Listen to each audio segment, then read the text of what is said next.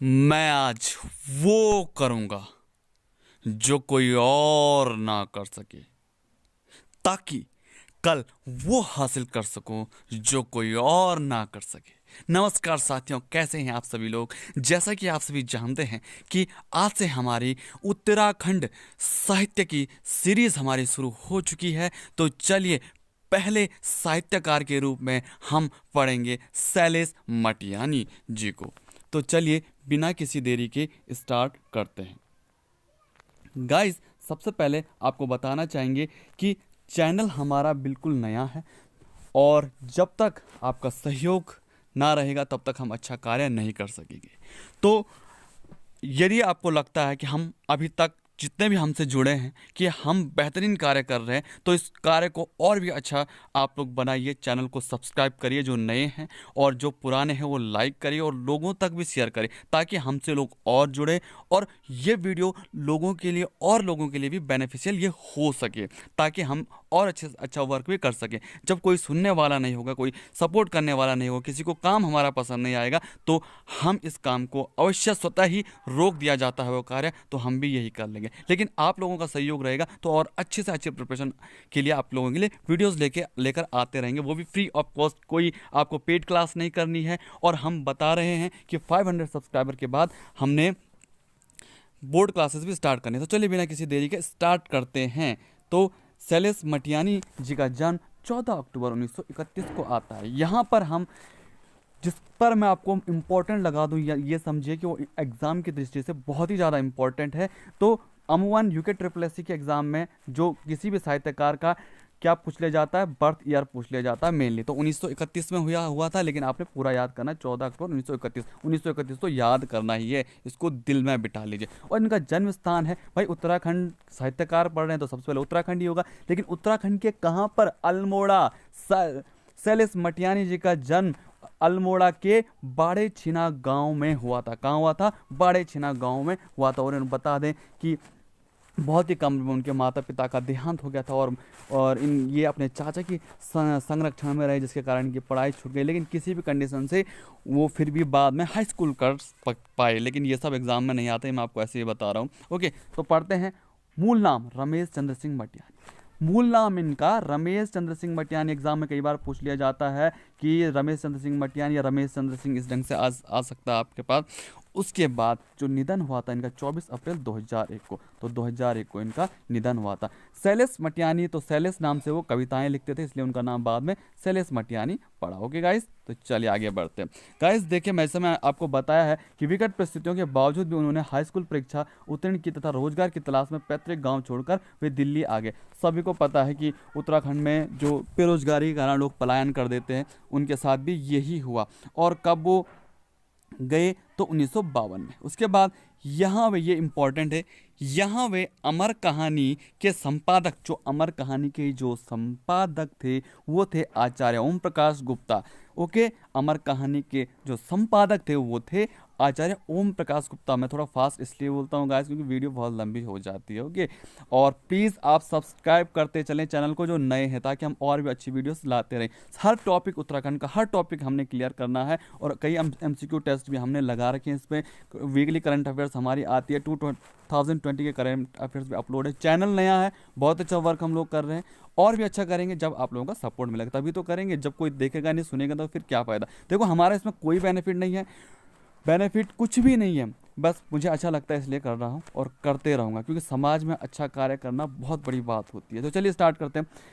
देखो, ओम प्रकाश गुप्ता के यहाँ रहने लगे, तब तक अमर कहानी और रंग महल से उनकी कहानी प्रकाशित हो चुकी थी। क्योंकि अमर कहानी के संपादक यहाँ नौकरी करते थे, तो इन्होंने आचार्य ओम प्रकाश गुप्ता की अमर कहानी पे उनकी कविताएं और जो भी उनके जो कहानियाँ थे वो प्रकाशित होते गए। ओके गाइस, तो इतना भी आपने ध्यान रखना है।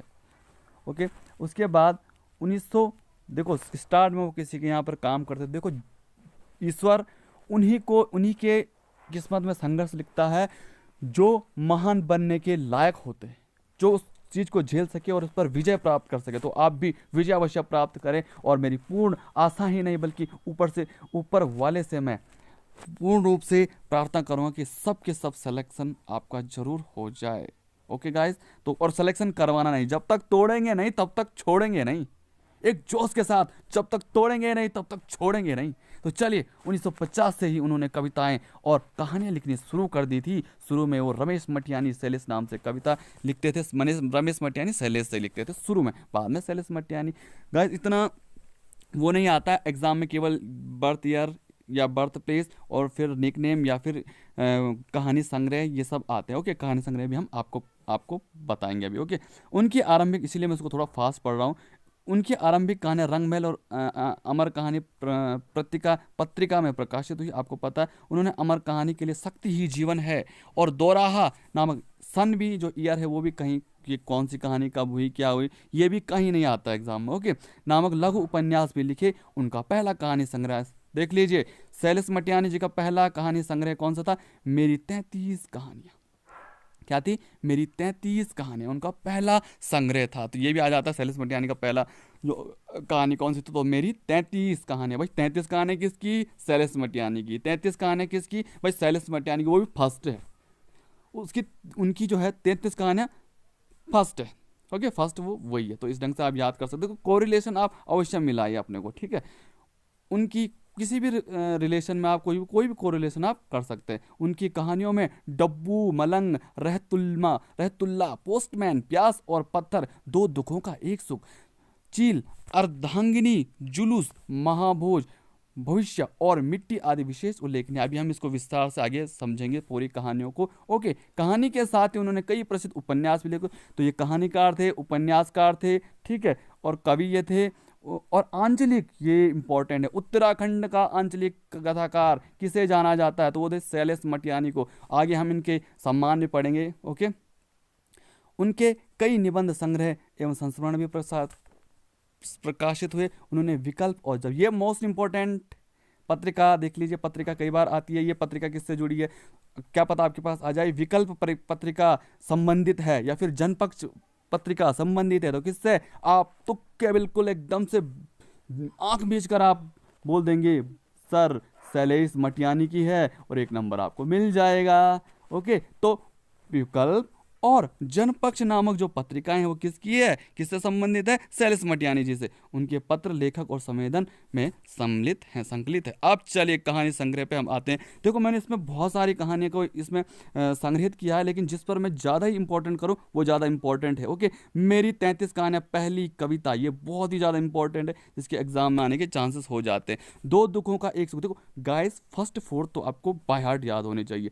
देखो उसके बाद उनकी आई थी दो दुखों का एक सुख। देखो, दो दुखों का एक सुख आप इस ढंग से भी याद कर सकते हैं। इनके जीवन में बहुत ज़्यादा दुख आए। सबसे पहले माता पिता एक्सपायर हो गए, फिर एजुकेशन छूट गई, फिर रोजगार की तलाश में इधर उधर भटके, फिर जीवन में संघर्ष के, जब दिल्ली के बाद वो इलाहाबाद गए, इलाहाबाद ऐसे समय उनका जीवन में भटकते रहे। 1992 में उनके पुत्र की भी डेथ हो गई। तो देखो मतलब उनके जीवन में दुख पे दुख आते गए। तो लेकिन उन्होंने अपने जीवन में सुख कैसे लाए? केवल और केवल मेहनत करके। ओके, तो उनके जीवन में दुख भी आए, सुख आए। तो दुख ज़्यादा किसके जीवन में आए? शैलेश मटियानी के।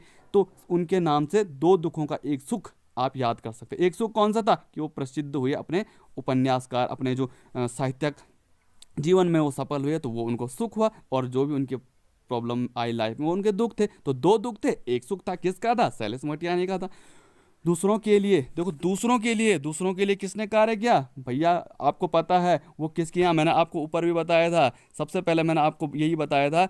ओके, कि वो किसके यहाँ पे? आचार्य ओम प्रकाश गुप्ता के यहाँ पर उन्होंने कार्य किया। तो भैया आचार्य ओम प्रकाश गुप्ता के यहाँ पर कार्य किया, तो दूसरों के लिए कार्य किया। इस ढंग से आप कोरिलेशन कर सकते हैं। ओके, आचार्य रामप्रसाद गुप्ता देख लिया, दूसरों के लिए। उसके बाद सुहागिनी भी उनकी है।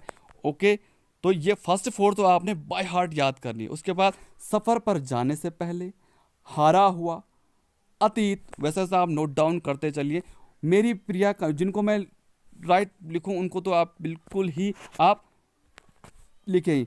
पाप मुक्ति तथा अन्य कहानियाँ, हत्यारे, बर्फ की चट्टानें, जंगल में मंगल, मोस्ट इंपॉर्टेंट, जंगल में मंगल, महाभोज, मोस्ट इंपॉर्टेंट। उसके बाद देखिए गाइस, इंपॉर्टेंट कुछ भी हो सकता है, लेकिन कुछ जिनके जैसे पिछले सालों के एग्जाम जो हुए हैं उन क्वेश्चन पेपर को उठा के देखो, तो उससे संबंधित मैं बोल रहा हूँ मोस्ट इंपॉर्टेंट। बाद बाकी आप पढ़ें, सबको पढ़ाई में कोई कंजूसी ना करे आप। ओके, आयोग कब क्या दे दे कुछ पता नहीं। चील, प्यास और पत्थर मोस्ट इंपॉर्टेंट, नाच जम्मूरे नाच वेरी वेरी मोस्ट, ठीक है, नाच जम्मूरे नाच। भाई नाच जम्मूरे नाच किसने किसने बोला? शैलेश मटियाना ने बोला भाई नाच जम्मूरे नाच, नाच जम्मूरे नाच, ओके, नाच जम्मूरे नाच। तो इस ढंग से आप कोरिलेशन कर सकते हैं। आप 3 बार बोलोगे ना, बिल्कुल फ्रैंकली बोलोगे आप, बिल्कुल एज अ फन बोलोगे, आपको तुरंत वो याद हो जाएगा। उसके बाद माता तथा अन्य कहानियाँ, भविष्य तथा अन्य कहानियाँ, अंसा, भेड़े और गडरिया किसकी रचना है? वो ये पढ़ रहे हैं हम कहानी संग्रह, वो किसकी? शैलेश मटियानी जी की। तो भेड़े और गडरिया, भाई भेड़े और गडरिया भी तो शैलेश मटियानी जी की है। तो ठीक है गाइस, तो ये हमने कहानी संग्रह पढ़े। अब पढ़ते हैं उपन्यास। उपन्यास ग्रंथ बोरीवली से बोरीबंदर तक सबसे ज़्यादा इंपॉर्टेंट। बोरीवली से बोरीबंदर कई बार एग्जाम में रिपीट हो चुका है भैया, रिपीट हो चुका था, देख लीजिए।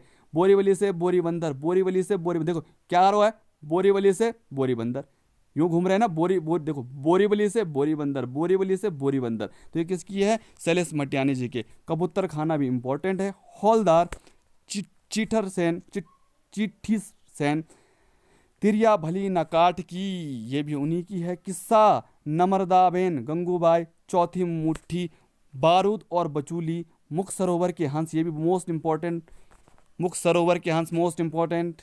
तो उसको तो आप लिखें पक्का भाई, मुख सरोवर के हंस। एक मूठ सरसों, बेला हुई अबेर, वो है very very very most well, बेला हुई अबेर। इन इन बुक्स के चांसेस ज़्यादा होते हैं, ओके, इन रचनाओं के चांसेस ज़्यादा हो जाते हैं, ठीक है, ओके। तो उसके बाद कोई अजनबी नहीं, वेरी वेरी मोस्ट इंपॉर्टेंट, कोई अजनबी नहीं। तो ये उनकी बहुत फेमस हुई थी, कोई अजनबी नहीं। देखिए उसका पोस्टर भी मैंने आपके सामने ला रखा है, ओके। दो बूंद जल, भाई जल तो इंपॉर्टेंट है ही, तो ये तो होना ही चाहिए वैसे इंपॉर्टेंट। भागे हुए लोग, पुनर्जन्म के बाद भी उनकी है, जल तरंग भी उनकी है। बर्फ गिर चुकने के बाद, उगते सूरज की किरण, छोटे छोटे पक्षी। उसके बाद Ramkali, very very very very most important, Ramkali. Guys channel को सब्सक्राइब करते आप लोग चलें, क्योंकि तभी हम और अच्छे अच्छे कार्य करेंगे। और 500 सब्सक्राइबर पर हम बोल रहे हैं बोर्ड क्लासेस स्टार्ट हो जाएगी। तो 500 सब्सक्राइबर चैनल बिल्कुल नया है, बिल्कुल न्यू, और इसको आपने पुराना बनाना है, और आप लोगों का सपोर्ट चाहिए। इस वीडियो को ज़रूरतमंदों के साथ शेयर करें, पढ़ने वालों लोगों के साथ आप इसको शेयर जरूर करें गाइस, प्लीज़, ओके। यदि आपको लगता है कि हमारा एफर्ट अच्छा है और हमें और अच्छा करना चाहिए, तो आप लाइक करें। देखो लाइक हमारे वीडियोस में बहुत कम होते हैं, क्योंकि हमारे पास व्यूवर्स बहुत कम है। तो प्लीज़ गाइस आप लोग इसको चैनल को सब्सक्राइब करें, और इसकी पीडीएफ भी आपको उपलब्ध करा दी जाएगी। और ऐसे ही हम लोग पहले उत्तराखंड साहित्य करेंगे, और उसके बाद दूसरा टॉपिक हम लोग कोई अपनाएंगे, ओके। और वीकली करंट अफेयर्स इसके साथ तो चल ही रहा है, वीकली करंट अफेयर्स पर वीक आ रहा है, ओके। तो चलिए गाइस, सपरगंधा, आकाश कितना अनंत है, वेरी मोस्ट इंपॉर्टेंट, आकाश कितना अनंत है, आकाश कितना अनंत है, शैलेश मटियानी जी का है ये। उत्तरकांड, डेरे वाले, very most important. Savitri, very very very, Savitri किसकी रचना है, कई बार एग्जाम में आ जाता है। तो सावित्री जो है शैलेश मटियानी जी का, उस सावित्री का पोस्टर भी मैंने आप लोगों के समक्ष दे दिया है, ओके। गोपुली, गफूरन, 52 नदियों का संगम, वीर्य भड़ को देश, 52 गढ़ को देश। कौन है 52 गढ़? चांदरपुर गढ़ भी सबसे मोस्ट इंपॉर्टेंट था उसमें, है ना। उसके बाद देखिए अजय पाल, 52 गढ़, ये आपको याद आ रहा होगा। पवार वंश से भी रिलेटेड हम वीडियो बनाएंगे गाइज, सब कुछ करेंगे, आपका सपोर्ट रहेगा तभी तो। और अर्ध कुंभ की याद, देखो गाइस कभी भी हो उत्तराखंड की तैयारी आप करें तो उत्तराखंड के पौराणिक गीत जो छोड़ा पवाड़े, इनको आप अवश्य सुना करो, ठीक है। उससे काफ़ी हमें सीखने को मिल जाता है। मुठभेड़, very very very most important, Shailesh Matiyani ji की। नागवल्लरी, ओके। माया सरोवर, वेरी इंपॉर्टेंट। चंद औरतों का शहर, ये इंपॉर्टेंट तो होना ही चाहिए, चंद औरतों का शहर, भाई चंद औरतों का शहर। उसके बाद उन्होंने कुछ निबंध और संस्मरण भी लिखे। मुख्य धारा का सवाल, कागज की नाव किसकी रचना है, कागज की नाव, ये निबंध है, एक संस्मरण है। कई बार आ जाता कागज की नाव, क्या है, संस्मरण है, निबंध है। वैसे इतना डीप तो नहीं आता, लेकिन ये आता है किसकी रचना है, तो शैलेश मटियानी जी की। मैं थोड़ा फास्ट इसलिए बोलता हूँ, वीडियो लंबी हो जाती है, ओके। राष्ट्रभाषा का सवाल, वैसे आप नोट डाउन करते चले। राष्ट्रभाषा का सवाल, यदा कदा, यदा कदा भी उनकी है। लेखक की हैसियत से, तो लेखक की हैसियत से भी वेरी वेरी मोस्ट इंपॉर्टेंट हो जाता है। किसके राम कैसे राम, किसके राम कैसे राम, प्रभु मेरे जीवन में तो इतने दुख हैं।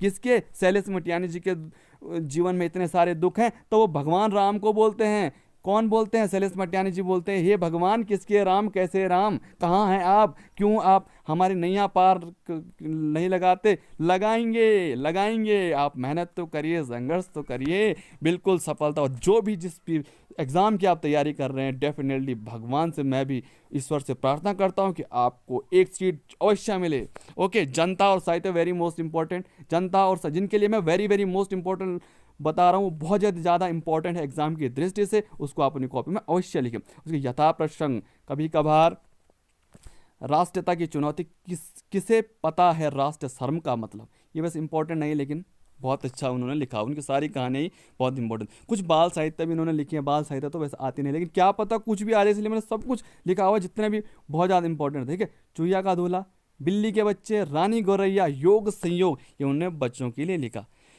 तो गाइस हमने अभी पढ़ा है, क्या पढ़ा हमने? शैलेश मटियानी जी के बारे में। तो गाइस प्लीज़ आप हमारे चैनल को सब्सक्राइब करिए और उन लोगों तक, अपने फ्रेंड्स तक, उनको तक पहुंचाइए जिनको इसकी बहुत ही ज़्यादा ज़रूरत है। इसी के साथ ही आप हमारे ग्रुप से भी जुड़ सकते हैं। आप इस नंबर पर ज्वाइन लिख दीजिए, 9068283636। ओके, इस नंबर पर आप टेक्स्ट कर दे ज्वाइन। ओके, तो चले मिलेंगे नेक्स्ट वीडियो के साथ। तब तक के लिए स्वस्थ रहिए, मस्त रहिए और अच्छे से पढ़िए, इसका पीडीएफ भी आपको दे दिया जाएगा।